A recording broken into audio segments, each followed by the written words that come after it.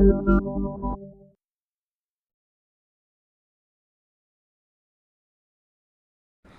सुन रहे ज्ञानशिला।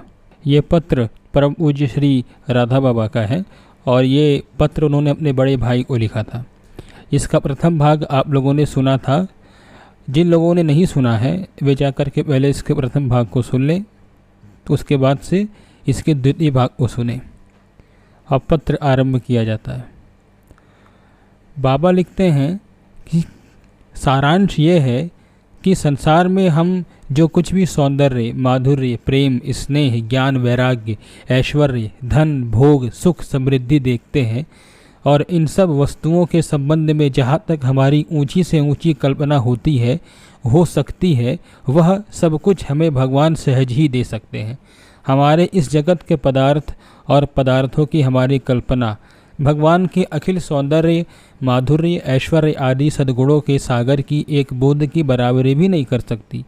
जो व्यक्ति इस प्रकार भगवान के स्वभाव को जान लेता है, साथ ही भगवान के स्वभाव पर जो बहुत ही दृढ़ विश्वास कर लेता है, वह आधे क्षण के लिए भी भगवान को अन्यत्र मन नहीं लगा सकता उन्हें छोड़कर। वह जगत के क्षणिक भोगों के उदय और विनाश में भला हर्ष एवं शोक कैसे करेगा?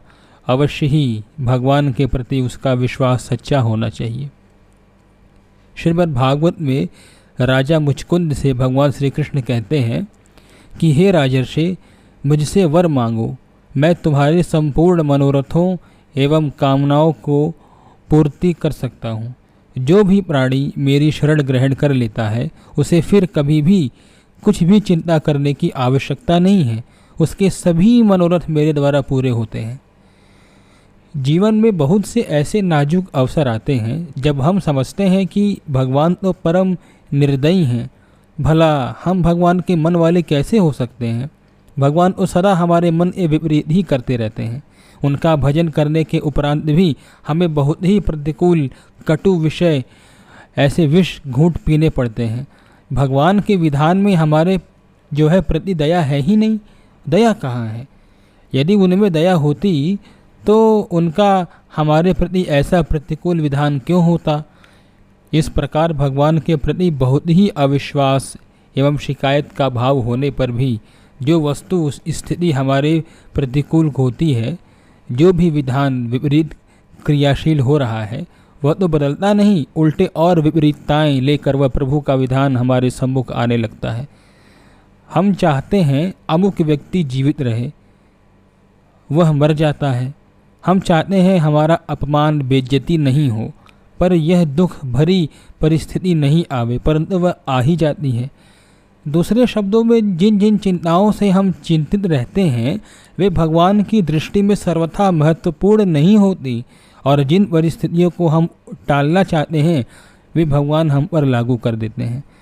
बाबा ये कह रहे हैं कि जो चीज़ें हम लोग समझते हैं खराब है या अच्छी है, उन चीज़ों का भगवान की दृष्टि में कोई बहुत महत्व नहीं है। बाबा ये बताना चाह रहे हैं।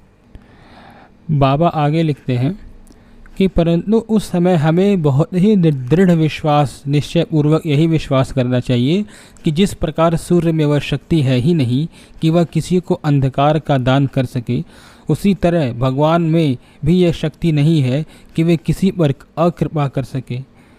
भगवान के लिए किसी का अहित करना संभव ही नहीं है। ऐसी परिस्थितियाँ आ सकती हैं कि हमें दर दर का भिखारी बन मारा मारा फिरना पड़े, परंतु ऐसे भीषणतम प्रतिकूल विधान में भी निश्चय ही भगवान की परम मंगलता ही चरितार्थ हुई है और हो रही है। यह अकाट्य एवं परम सत्य है। हमारे प्रति घटित होने वाले इस भीषणतम प्रतिकूल विधान में क्या और कौन सी महामंगलमयी कृपा भरी है, भगवान का क्या दयामय हेतु है, यह तो मात्र वे ही जानते हैं। परंतु हम भगवान के मन वाले हो जाएं, इसका यही तात्पर्य है कि उस अवस्था में भी हमें कभी दुख नहीं हो, भगवान के प्रति अविश्वास नहीं हो, और हम उस अत्यंत भयानक भगवत विधान को हमारे लिए परम मंगलमय ही मान लें। यह सत्य है कि दुख के साथ मनुष्य प्रायः चंचल हो जाता है। वह उस समय भक्ति के सुंदर भावों को, विश्वास की हरी भरी बेली को पल्लवित करने में हमें कठिनता का अनुभव होता है।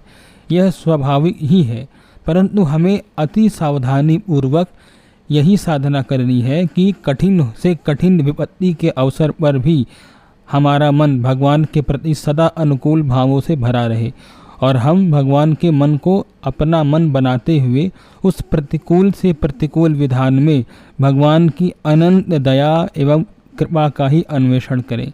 भगवान का स्वभाव कैसा है इसे बताते हुए श्रीमद् भागवतकार कहते हैं,